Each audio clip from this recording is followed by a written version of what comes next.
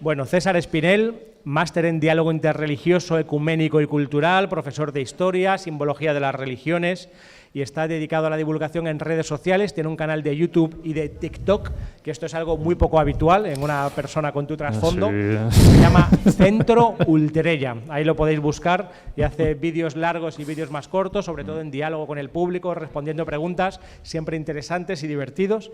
Y la justificación de que esté aquí César, ¿no? Como ya habéis visto con Olga, y si miráis el programa, pues veréis que todos los ponentes que hemos invitado están un poco medio locos, y hemos dicho, bueno, pues que venga uno medio cuerdo, ¿no? Y este es César Espinel. Así que venga, gracias. Un aplauso. Pues muchísimas gracias.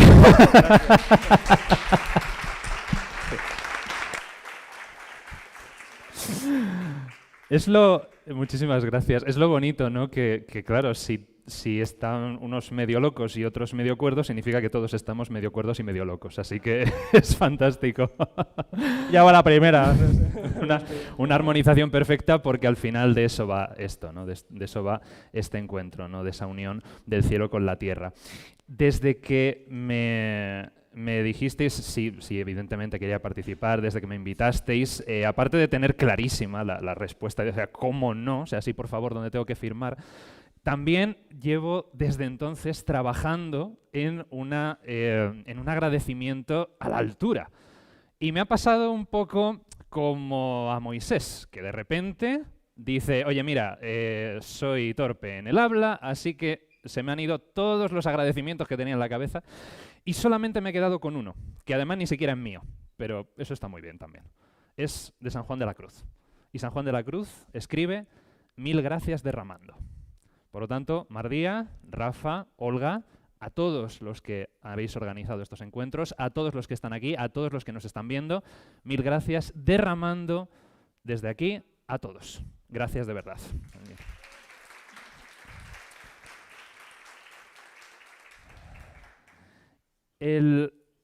Otra cosa que me carcomía un poco por las noches era la cuestión del título. Es interesante y ha sido curiosa que me haya salido la palabra honestidad de Olga. Y claro, digo, honestidad, la honestidad es interesante porque tiene que ver con la armonización de pensamiento, de palabra y de acto. Eso es una persona honesta. Y decía, siendo honesto, digo, ¿qué título puedo poner a algo que tiene un título como esto? La unión del cielo y con la tierra, ¿no? Y se me ocurrió eso. La unión del cielo con la tierra supone un desafío. Antes hablábamos Olga trataba el tema de la dificultad, ¿no? de lo difícil, de lo que despierta esa palabra. Y sí, el encuentro es un desafío, indudablemente. Eso en el diálogo interreligioso, ecuménico y cultural es una constante. Esto es un reto, porque nos encontramos, como decía Mardía ayer en la presentación de su libro, con el enteramente otro. Nos encontramos con la otredad. Y eso siempre supone un desafío, pero es un desafío que se puede solucionar. Y en gran medida, por eso también estamos aquí. Y con respecto al axis mundi de las religiones, axis mundi es un término que significa el eje del mundo. El eje supone el centro, y esto lo vamos a ver un poquito más en detalle. Como es natural y como era de esperar, vamos a recurrir, por supuesto, lo ha hecho Olga, lo ha hecho Mardía, lo hago también yo, me sumo a esta dedicación a todos los santos. Todos los santos que recuerdo la etimología. Las etimologías son muy importantes porque muchas veces nos dan la clave de lo que la palabra esconde. Santo viene del latín sanctus, hasta ahí todo correcto, pero resulta que el latín sanctus tiene una raíz indoeuropea que es sac. Y este sac significa aquello que satisface todas las normas estipuladas para ser reconocido y o admirado o venerado. Es decir, que en la fiesta de todos los santos se recuerda no solo a los santos conocidos, sino también, sobre todo, a los desconocidos, es decir, aquellos que su nivel de santidad se mantuvo en el anonimato, aquellos que trabajan por debajo del foco, y también a los no reconocidos. La fiesta de todos los santos, y esto es muy bonito dentro del diálogo interreligioso, la fiesta de todos los santos pretende abrirse a todas las tradiciones. no pretende ser una fiesta exclusivista del catolicismo, sería absurdo. Todos los santos son también los no reconocidos. Como ha dicho Rafa, efectivamente, tengo estos 2 canales en YouTube, en TikTok, y trato con muchas personas de muy distinta índole, de distinto pelaje, con distintas ideas, y todos los días me llegan unas preguntas, otras afirmaciones, por supuesto insultos también, pero ya sabemos cómo son las redes, ¿no? Y más cuando se tratan temas tan importantes, no tan fundamentales para el espíritu. Entre todas esas preguntas rescaté una que, de hecho, era un poco una pregunta que probablemente quien la hizo no esperaba que yo se la respondiera. La pregunta es esta. Leo cada comentario y sus contestaciones. Solo se analiza un pedazo de tierra y de historia, ¿verdad? Dio la casualidad de que hubo una sucesión en la que me hicieron muchas preguntas sobre el pueblo judío. Entonces, claro, me limité solamente a una parte muy pequeña de la tradición abrámica y a la zona del Mediterráneo oriental. ¿Y los celtas? Egipcios, hindúes, chinos, aztecas, incas, apaches, australianos, mayas, en mayúsculas, muy importante las mayúsculas. ¿Quién tiene la razón? ¿Quién tiene la razón? ¿Es fe? ¿Es cuestión de fe solamente? Y añade, ¿será que al final nadie tiene la razón y todo se trata de un acto de fe? Efectivamente. Por eso he querido mantener el nombre. Es una muy buena pregunta. Gracias, Wilfredo. No creo que veas esto, pero por si acaso, gracias, porque es una gran pregunta. ¿Se trata todo de un acto de fe? ¿Cómo conciliar todas las creencias del mundo, pasadas y presentes? Esta es la pregunta. La cuestión es, ¿hay una respuesta a esto? Podría bajarme ahora del escenario y dejarlo aquí. Este es mi planteamiento, que no hice un vídeo al respecto porque quise perfectamente dejarlo en el aire, pero este es mi planteamiento. ¿Es posible conciliarlo? Todo depende de la perspectiva. Y es que efectivamente yo diría todas las cosas que creemos saber o que tenemos entendidas, que hemos aprendido, incluso que seguimos buscando y que vamos aprendiendo por el camino, todas ellas están marcadas, delimitadas por nuestra propia perspectiva.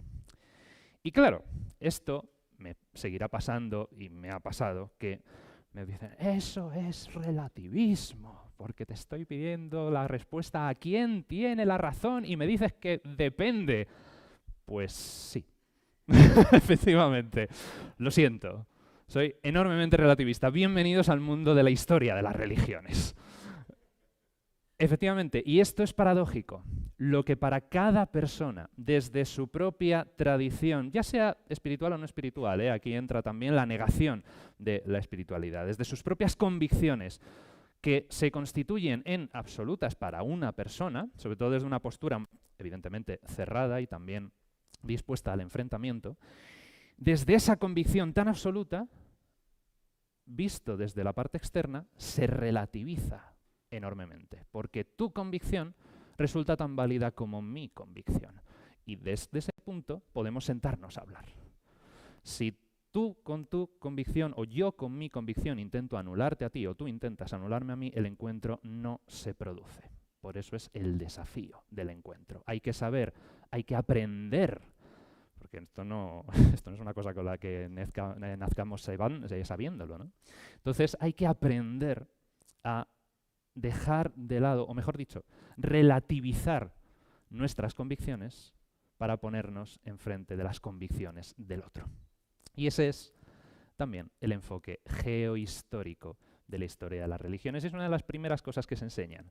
Toda religión, todo movimiento espiritual está determinado siempre por el contexto geohistórico. Depende del dónde y depende del cuándo. Desde su propia vida, la experiencia personal que tenga cada uno, cómo conecta con esa tradición, ya sea por herencia familiar, ya sea por una conversión a través de una experiencia, ya sea cómo haya querido llegar a esa tradición espiritual, pero está marcado por el tiempo y por el lugar. Por eso es interesante tratar de armonizar, tratar de conciliar estos opuestos. He traído estos, pero podría haber traído muchos más, y de hecho podéis llenar el espacio del cielo y de la tierra con las palabras que se os ocurran, pero tradicionalmente se suele vincular así, ¿no? La historia con la mitología. Lo exotérico, el aspecto externo, con lo esotérico, el aspecto interno, secreto, místico, si queremos, y lo particular o lo circunstancial con lo universal o lo esencial o lo absoluto. Estos elementos podría parecer, tal como están aquí, que están separados, distanciados, ¿no? Esto es la gran distancia. No, es que hay que aprender a distinguir. Pero resulta que existe ese axis mundi, que en sus raíces y en sus ramas conecta ambas realidades. Y por lo tanto, ¿hasta qué punto podemos decir que son dos realidades? Viviendo en la Tierra, porque vivimos en la Tierra desde el momento en el que somos un cuerpo, estamos sujetos también a un contexto geohistórico y social, en el hecho de que estemos aquí porque consideramos que tenemos cosas que aprender, cosas que seguir consiguiendo, avanzando en ese camino, al mismo tiempo queremos vivir ahí, porque vamos en busca de la trascendencia. Todos los seres humanos, no solamente los que estamos aquí, no solo los que se apuntan a cursos de espiritualidad o hacen talleres, todos los seres humanos queremos vivir en la trascendencia, hasta incluso los que niegan tajantemente la existencia del alma, el espíritu o Dios. Todos pretenden trascender los límites de su propia existencia humana. Si no es a través de la religión, que era el sistema habitual que ocurría en épocas pasadas, lo es a través del deporte, de la política, de la música, del sexo, de las drogas, de la cocina, de lo que sea. Pero es ese afán de trascender. Viviendo en la tierra, queremos vivir en el cielo. Aspiramos, tendemos al cielo, entendido siempre en esos términos simbólicos, ¿no? Y es interesante porque nos olvidamos a menudo de que el árbol no tendría esas elevadas ramas a las que aspiramos sin unas fuertes raíces. Y que las raíces son esas mismas ramas desde otro punto de vista. Por eso, en uno de los grandes clásicos de la literatura espiritual del mundo, el dios Vishnu, la India, manifestado como Krishna, como su avatar, entiende perfectamente y habla e ilustra al héroe Arjuna sobre ese árbol del revés, sobre ese árbol que sus raíces se hunden en el cielo y las ramas se extienden hasta la tierra. Y es muy bonito y es muy potente la imagen de Krishna, que es Dios encarnado, que es el cochero de Arjuna, es el que dirige su carro. Qué bonita la imagen de Dios conduciendo a Arjuna. Y Krishna le dice esto, ya al final del Bhagavad Gita prácticamente. Dice que existe un árbol, el árbol de la transmigración, el sempiterno árbol Asvata. Sus raíces se encuentran arriba en las alturas y sus ramas aquí abajo. Sus hojas son cantos sagrados y aquel que los conoce, conoce los Vedas. Sus ramas se extienden desde la tierra hasta el cielo y los poderes de la naturaleza les dan vida. Sus brotes son los placeres de los sentidos. Mira, nada de la existencia queda fuera de este árbol. Mucho más abajo, sus raíces se expanden dentro del mundo de los hombres, atando a los mortales mediante las acciones egoístas. Es decir, también incluye el juicio moral. Hay un bien y hay un mal. El árbol de la existencia atañe la tierra y el cielo, lo bueno y lo malo. Los hombres no ven la forma cambiante de ese árbol, ni su comienzo, ni su final, ni dónde se hallan sus raíces. Vea empero el sabio y con la poderosa espada del desapego, corte este árbol de fuertes raíces y busque la senda de la cual quienes van nunca regresan. Un hombre tal puede afirmar: me encamino a refugiarme en ese espíritu eterno del cual surgió al principio el curso de la creación. Dicho de otra manera, corta ese árbol y trata de llegar a la semilla. Ahí es cuando se fragua ese axis mundi. El axis mundi es un símbolo que evoca y que parte de la unificación de los opuestos. no quiere decir que los opuestos tengan que dejar de existir. Y esto es un punto muy importante. No se trata de la anulación del opuesto. Se trata de una convergencia de esos opuestos y de una coexistencia, de una existencia compartida en el mismo espacio y en el mismo tiempo. Por lo tanto, ante la pregunta de cómo se concilia esa división, mi planteamiento es una pregunta un poquito farisea, que es con otra pregunta. ¿Y si esa división no existe en realidad? ¿Y si nos hemos inventado esa división?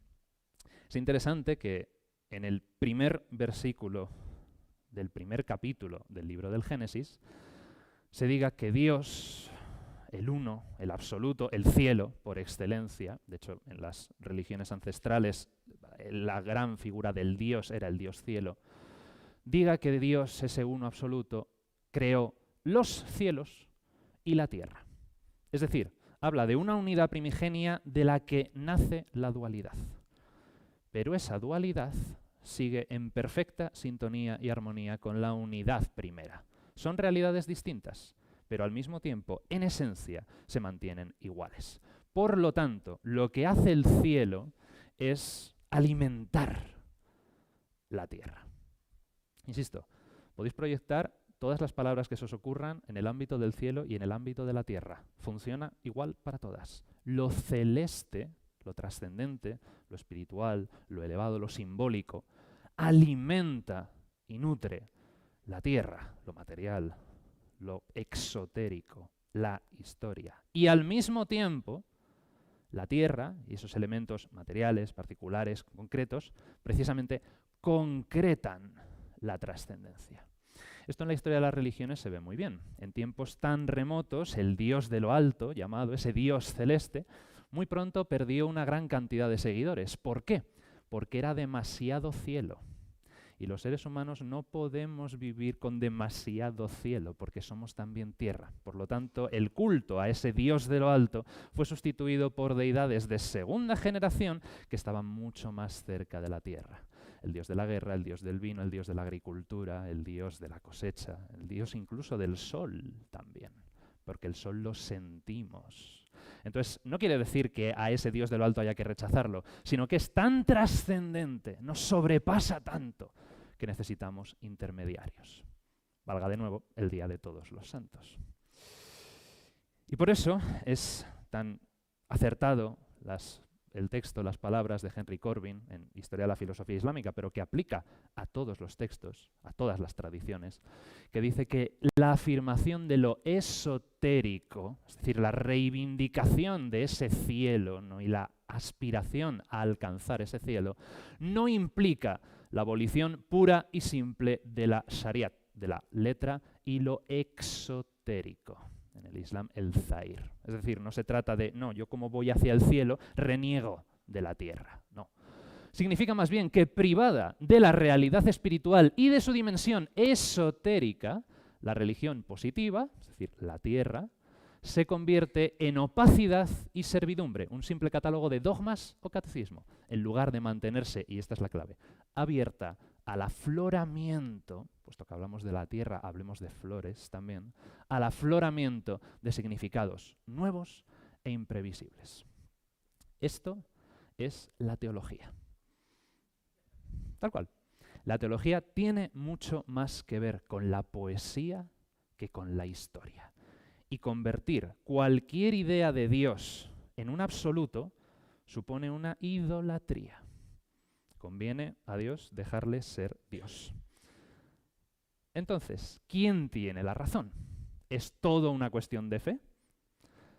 ¿Cómo se concilia la diversidad humana?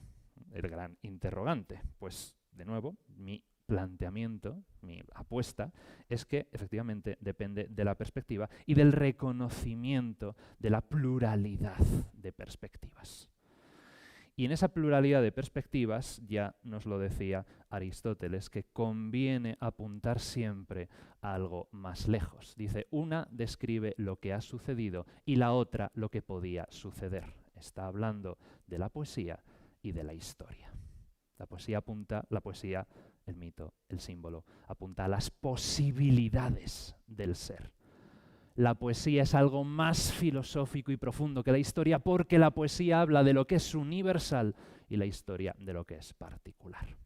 Por eso yo me encuentro que hay una casi exagerada obsesión con poner lo celeste a la altura de lo terrestre o la teología a la altura de la historia, y que si algo no es 100% histórico y está 100% demostrado, es automáticamente falso y no puede ser verdadero de ninguna otra manera.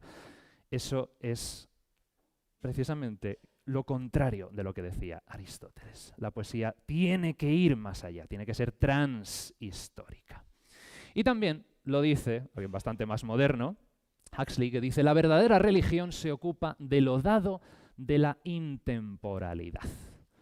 Una religión idólatra es una religión que sustituye el tiempo por la eternidad, ya sea en el pasado, en forma de rígida tradición de dogmas transmitidos de los que no te salgas ni un milímetro, o en el futuro en forma de progreso hacia la utopía.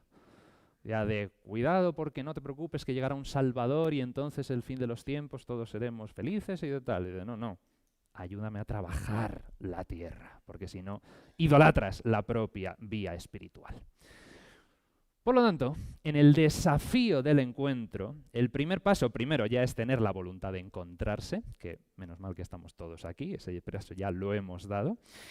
Y conviene entender también que esa división que nos hacemos, la división que nos percibimos de no, es que él es cristiano, él es musulmán, él es judío, él es ateo, él es agnóstico, él no sabe ni lo que es.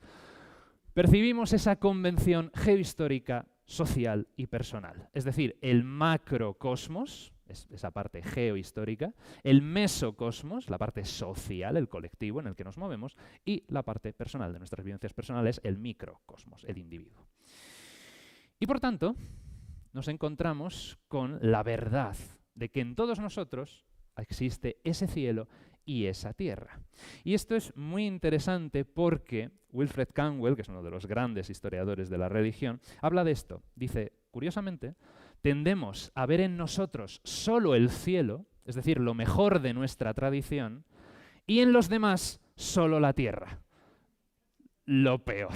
No, es que cuidado, estás hablando aquí con alguien que sabe. Entonces dice, cada uno de los casos, hablando del significado de la palabra religión, que podríamos dedicar otra charla, dice, tiene dos significados. Un sistema ideal, que es el cielo, y otro como fenómeno empírico, histórico y sociológico, que es la tierra.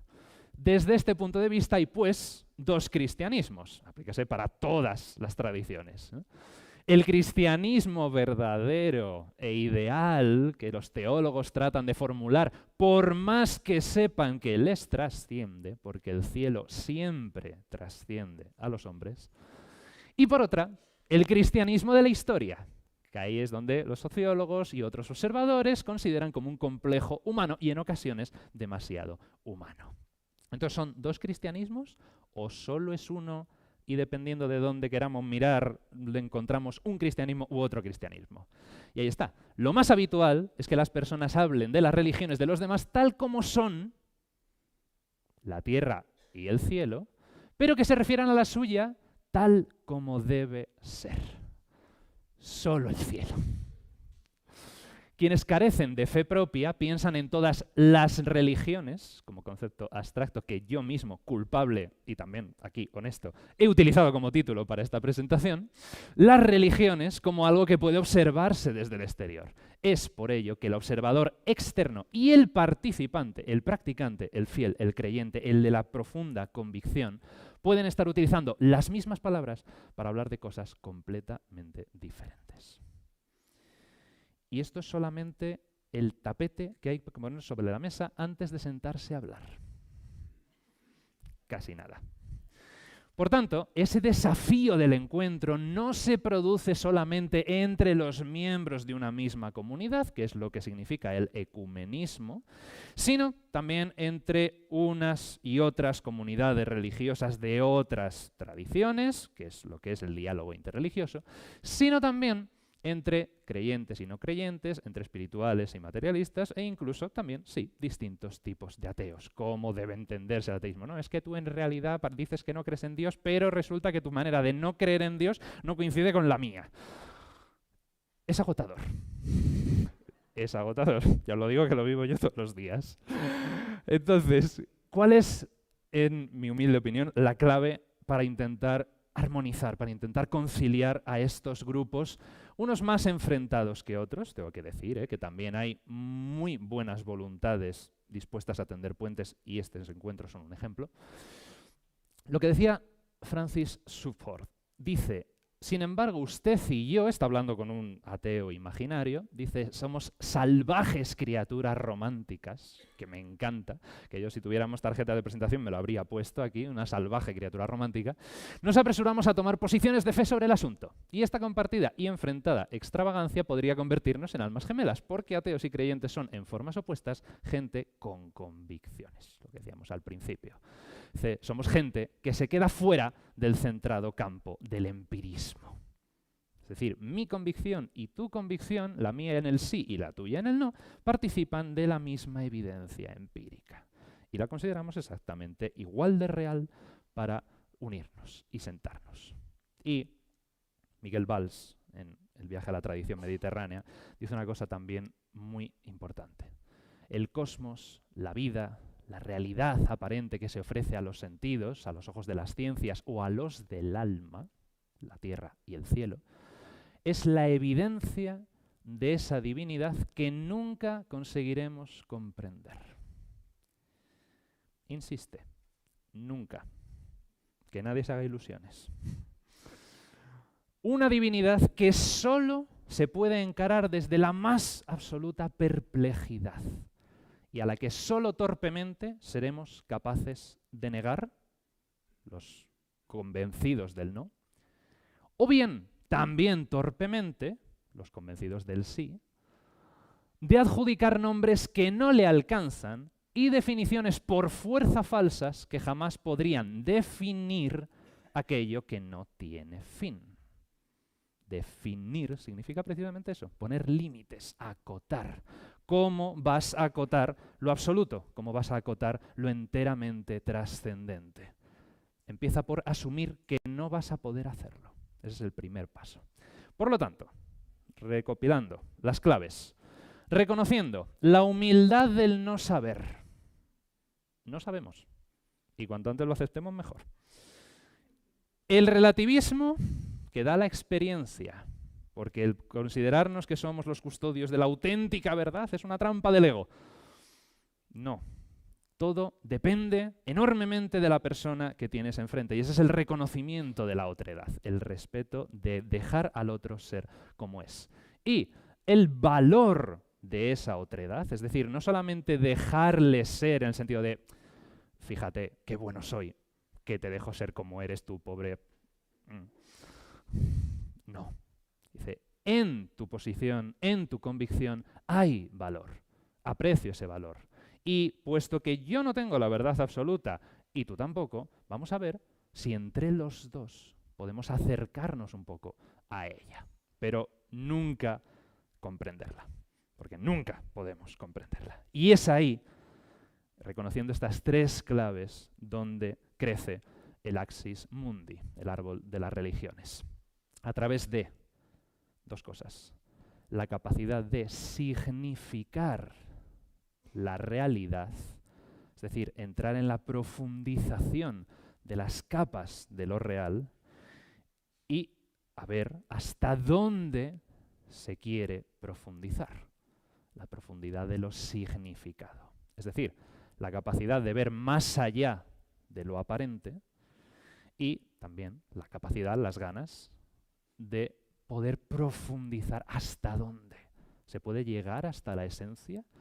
¿O por las capacidades de cada cual y las ganas de cada cual nos tenemos que quedar en campos anteriores de esa profundización de lo real? Por lo tanto, volvemos a esta misma idea. El cielo y todo lo que ello contiene, los valores de lo absoluto y de lo trascendental, va a significar nuestra cotidianidad. Y eso todo creyente lo sabe. Cada acción que se comete en el mundo está significada por ese contacto con lo celeste. Mientras que lo cotidiano, lo que nos ocurre en el día a día y lo que ha ocurrido a lo largo de la historia, va a inspirar el cielo que imaginamos.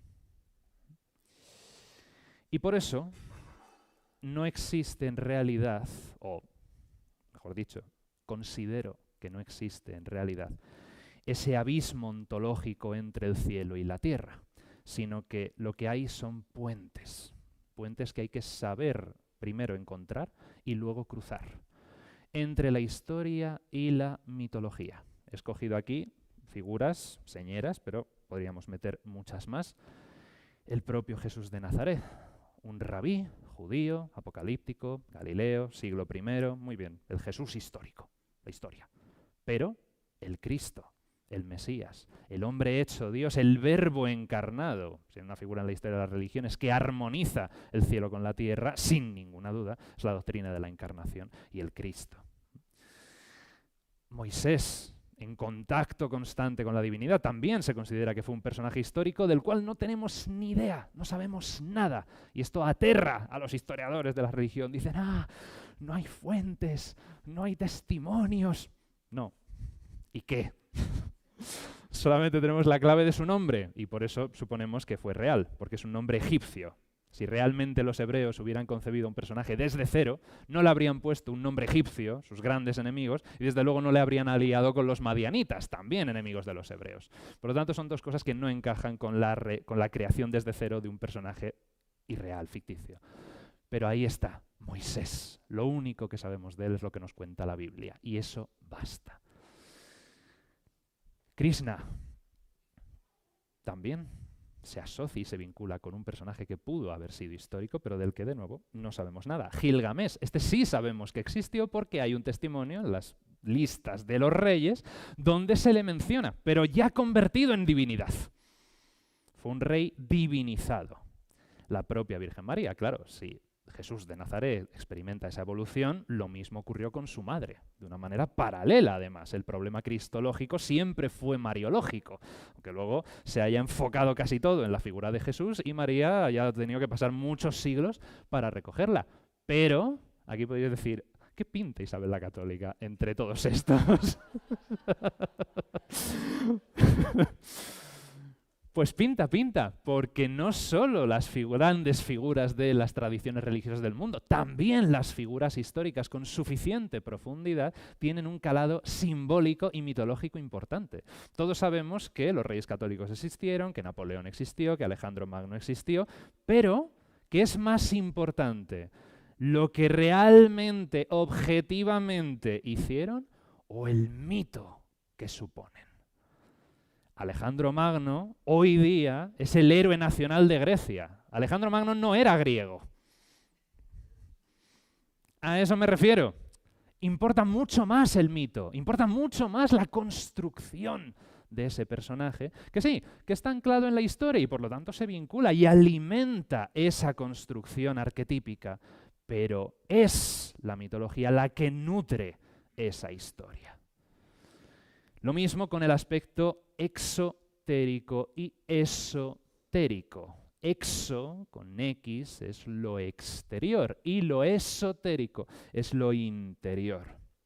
En lo exotérico encontramos los sabios, los que escriben estos libros teológicos, comentarios de las escrituras, etcétera, que están al alcance de todo el mundo. Vamos a una librería, pagamos el precio, los que se lo pueden permitir, claro, para los que no, pues sigue siendo esotérico, pero los que se pueden permitir comprarlo, pues lo pueden adquirir y no pasa nada, es de dominio público. Lo mismo ocurre con la mayoría de los cultos. Si uno va a una iglesia, si uno va a un templo, por ejemplo, budista, normalmente, salvo excepciones, le dejan participar, no hay ni absolutamente ningún problema. Son instituciones con las puertas abiertas a todo el mundo.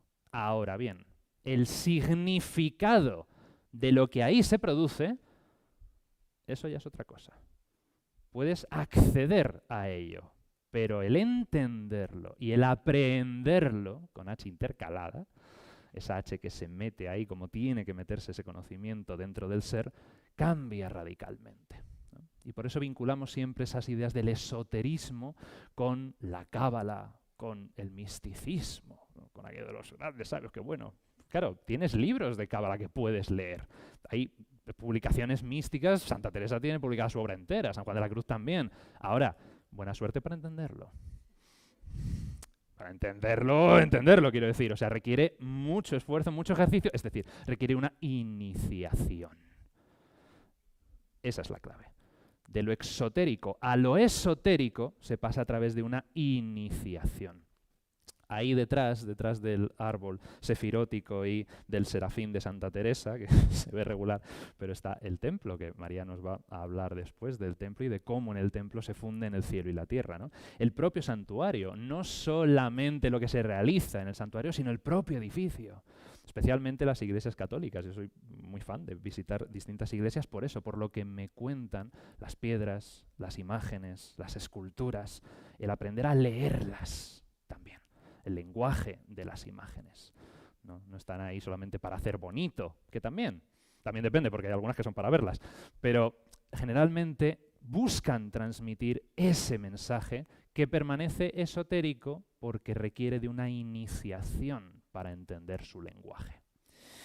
Y por último, se pasa de lo particular, de lo circunstancial, a lo universal o absoluto. Es decir, nuestras propias experiencias humanas de cada uno. Todos nos podemos ver reflejados aquí, porque todos hemos nacido. Por supuesto, algunos tienen hijos. Todos nos preocupamos de mantener un nivel económico mínimo para poder sobrevivir y también para pagar estas jornadas, que también hay que hacerlo. Es decir, hay preocupación por la riqueza, ¿no? Que no tiene que derivar en la avaricia, evidentemente, pero existe esa preocupación. El corazón de detrás, todos queremos ser amados y todos necesitamos amar. Lo expresemos como lo expresemos y de la manera en que sepamos materializarlo, pero todos buscamos amor. El alimento, evidentemente, que todos necesitamos comer, y comerciamos incluso con la comida, la guerra, pero no solamente la guerra, cualquier conflicto que ocurre en la vida y por supuesto y la gran realidad que es la muerte. Todo eso, todos nosotros, todos los que estamos aquí, los que están allí, los que están fuera y los que estamos en todas partes, vamos a pasar por todo esto. Es decir, son cosas particulares, pero al mismo tiempo, al compartirlos todos, como el hilo de Olga, todos participamos de estos aspectos, cada uno en su medida, porque, claro, hablar del amor o hablar de la muerte, casi nada, ¿no? ¿Cuántos libros sobre crianza de niños hay? Muchísimos. ¿Cuántos métodos? Muchísimos. Pero existe la crianza. Entonces, cada uno tiene su propia visión, su propio elemento, su propia comprensión de ese fenómeno, pero al mismo tiempo ese fenómeno es universal, es celeste. Por lo tanto, si en el Axis Mundi todos estos opuestos de lo material, lo espiritual, lo histórico, lo mitológico, lo exotérico, etc., si en ese Axis Mundi todos los opuestos se encuentran, esto significa la anulación de las religiones, y cuando confluyen en el tronco las religiones desaparecen o crean y generan algo nuevo, el llamado sincretismo, una palabra que se puso muy de moda hace unos años. La respuesta es que no. No se está buscando una mezcla de las religiones. Cada religión supone un camino hacia la esencia, hacia la semilla, pero es fundamental reconocer y admirar la unidad en la diversidad, que el otro desde su posición y yo desde la mía estamos hablando en realidad de lo mismo, pero distinto. Por eso, la experiencia inefable que fundamenta toda religiosidad, algo que no se puede explicar, que no se puede poner en palabras, va a generar las grandes tradiciones religiosas del mundo a través de la hierofanía, literalmente la manifestación de lo sagrado. Y aquí las podemos encontrar a las 5 grandes porque todas ellas, y las que no están aquí, hay registradas más de 4.000 religiones en el mundo, más las que no están registradas, pero en el hinduismo la experiencia inefable puede ser la comprensión, la aprehensión, la experiencia del Brahman, del absoluto que mantiene conectado y unido todo el cosmos. En el caso del judaísmo, la experiencia hierofánica o teofánica, puesto que es una religión teísta, es la experiencia del Sinaí, de la zarza ardiente de Moisés y luego del pueblo judío reunido a las faldas del monte recibiendo la Torá. En el caso del budismo, claramente, el momento hierofánico es la iluminación, o Siddhartha Gautama se convierte en un Buda, en un despierto, en un iluminado, alcanza el nirvana. En el caso del cristianismo, el momento de la experiencia pascual, la resurrección del Mesías. Y en el Islam, la recitación. Muhammad en la cueva del Monte Hira escucha la voz y recibe por primera vez lo que será el origen del Corán, de la recitación. Pues esto es un punto de partida. Cada tradición, desde su propio campo geohistórico, ha vivido, ha experimentado algo que les trasciende profundamente y que solo se puede manifestar en el lenguaje del mito, porque esto claramente trasciende la historia. Y esa experiencia inefable, a partir de ella, van a brotar las raíces de ese árbol. Y a su tronco van a llegar lo que conocemos como las religiones. Y es importante porque las religiones, alrededor de las cuales se van a formar las distintas comunidades y van a desarrollar esos caminos espirituales, es muy importante que no pierdan de vista esto. Las religiones están en el tronco, es decir, son el punto de conexión entre esa experiencia inefable que es enormemente limitada a un elegido o a unos pocos, y que a través del ritual y de la comunidad se pretenderá transmitir al resto del colectivo, pero no son las ramas, porque en las ramas está la realidad última. Las religiones buscan conectar esa experiencia inefable con la realidad última, y paradójicamente es la propia realidad última la que genera la experiencia inefable, de tal manera que todo, de nuevo, queda perfectamente articulado. Y de repente, claro, ¿no? ¿Qué ha pasado? Estábamos tan a gusto con el árbol, con el axis, con las religiones, y de repente aquí un tren. ¿Qué sucede? Descolocado. Esto es rescatando otra vez palabras de Miquel Valls en El viaje a la tradición mediterránea, que dice: la esencia, la clave, el aspecto fundamental para entender las religiones es imaginarnos nosotros en un tren viajando a Toledo. ¿Por qué nos metemos en un tren para viajar a Toledo? Para visitar Toledo. Se trata de que cuando llegas a Toledo te bajes del tren, no que te conviertas en el maquinista. Es decir, tu tradición espiritual es el tren que pretende llevarte a Toledo o a la ciudad que prefiráis. Pero la cosa es esa: si has llegado, que habría que preguntarse también si se llega alguna vez, pero la clave está más en no te agarres al tren, no te aferres al tren, no te aferres a la religión, porque de nuevo estarías cometiendo idolatría, poniendo el tronco en el lugar de las ramas. Esa es la realidad última y eso es a lo que se debe aspirar. Pues Sadhguru decía: entre usted, que es la tierra, y la realidad íntima, eso entre corchetes son apuntes míos, es simplemente a modo de cierre, entre usted, nosotros, y la realidad última, solo hay una barrera, que es usted mismo. Y no podía cerrar de otra manera con este regalo que nos hicieron Mardía y Francis del libro de Francisco y el Sultán, y con la ilustración que han elegido para la portada, porque me viene como anillo al dedo, entonces tenía que ponerla. De esto va la cosa. San Francisco muestra al Sultán Al-Kamil un libro. El libro. Las escrituras. El libro es la tierra, es la palabra de la que habla San Pablo en sus propias cartas. Le muestra ese libro y Al-Kamil dirige su mano al cielo. El libro es la tierra, hacia donde señala Al-Kamil es el cielo, pero ese mismo cielo ha nutrido las palabras de la tierra libro. Por lo tanto, aquí no hay una oposición entre los dos, sino que ambos, cada uno en su formulación, están hablando de lo mismo. Muchas gracias. ¡Bravo! ¡Bravo!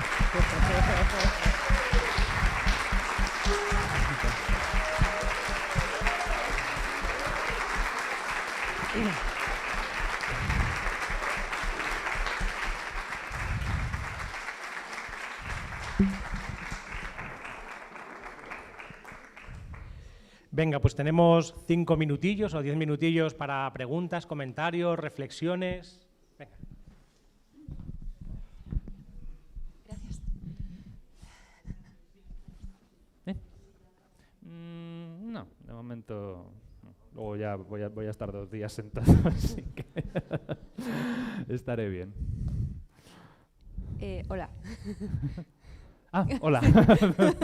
De repente oía la voz y no te veía. ¿Qué tal?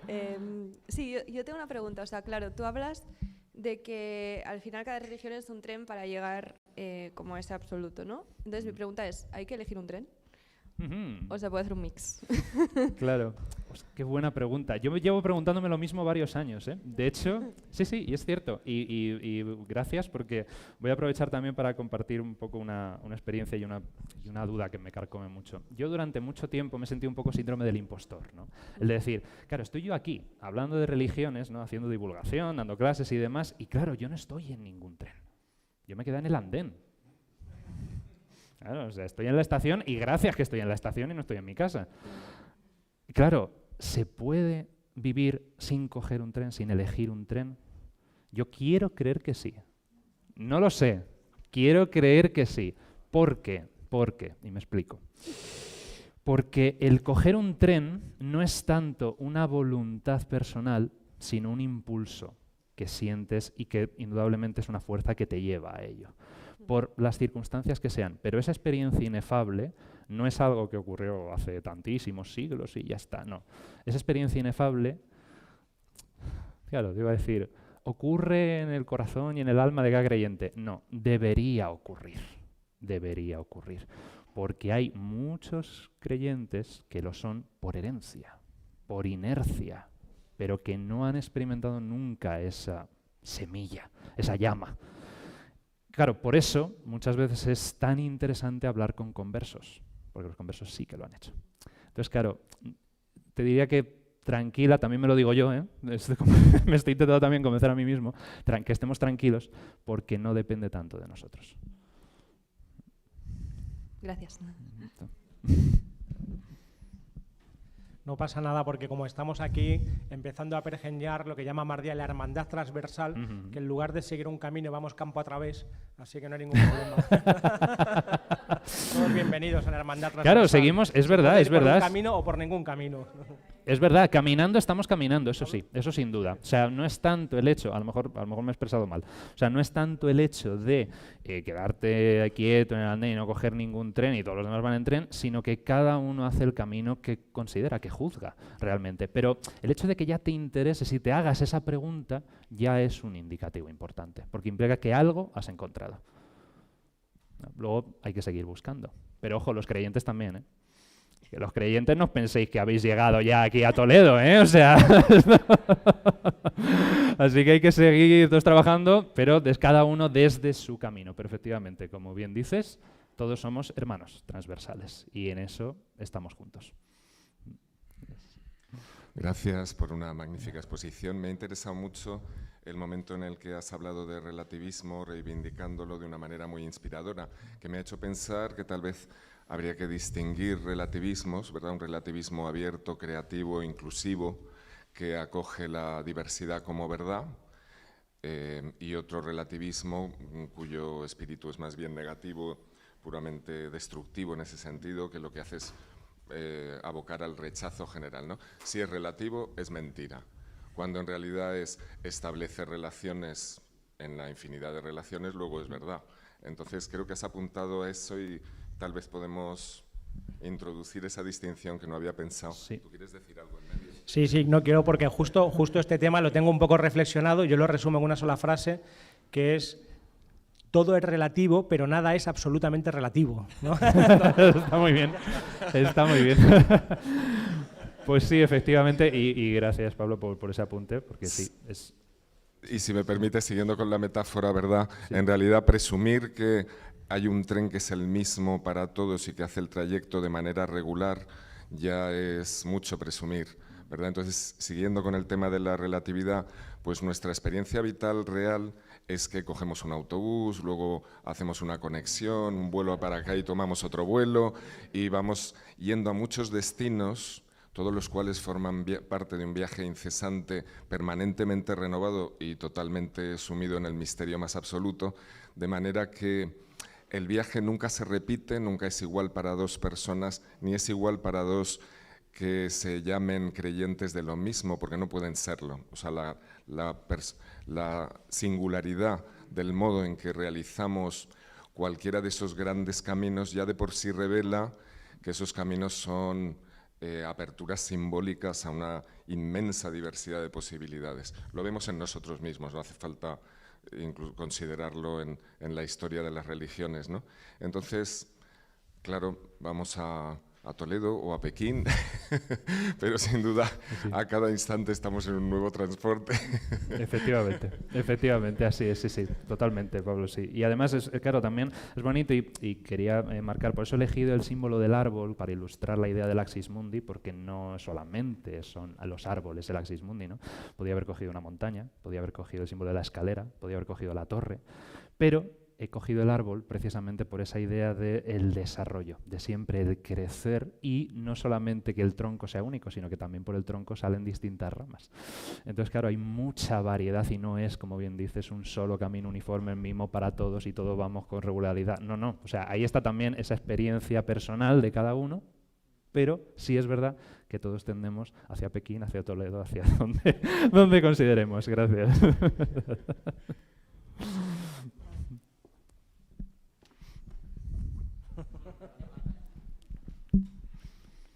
Yo no sé si me salgo un poco del tema, pero te quería agradecer mucho la presentación. Como hijo de los 90 me gusta mucho la estética y lo que has elegido como tan de presentación del cole, de verdad que me ha recordado la infancia.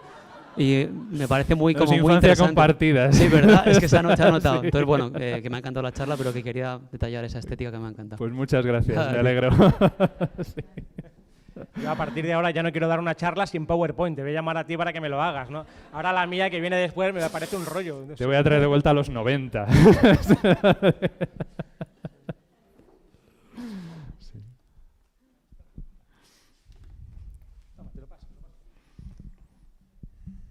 Gracias. Comparto un montón también lo que ha comentado, de esa sensación de decir somos como un poco apátridos de una tradición concreta. Entonces, como que es muy difícil saber si estás haciendo las cosas bien o no. O compartir experiencias porque cada uno la está teniendo de una forma tan diferente. Sentía que como es más fácil a día de hoy comprar lo que se entiende como las verdades que los discursos que las albergan. Y que me encanta cómo las has explicado. Muchísimas gracias. No, gracias a ti. Como, qué guay que haya más gente con Gracias. este caos. Sí, es cierto y te lo agradezco. Y es verdad, o sea, y de hecho supone uno de los grandes desafíos, tanto dentro, en el ecumenismo no tanto, pero sí en el diálogo interreligioso. Se están empezando a abrir los grupos a posicionamientos no religiosos. Claro.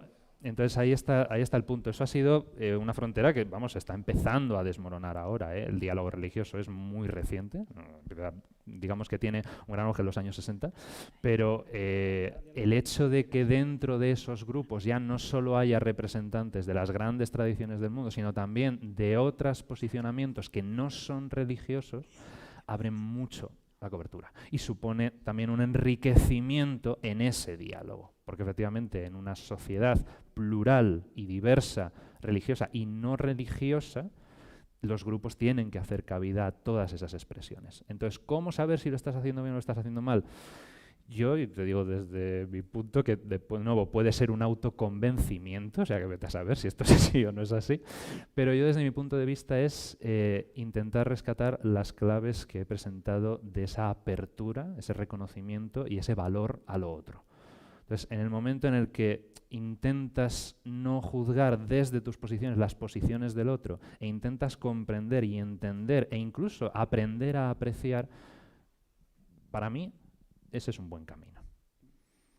No sé si será el mejor, no sé si será el correcto, pero es el que yo he encontrado. Entonces, si te sirve, pues por ahí puedes intentar tirar.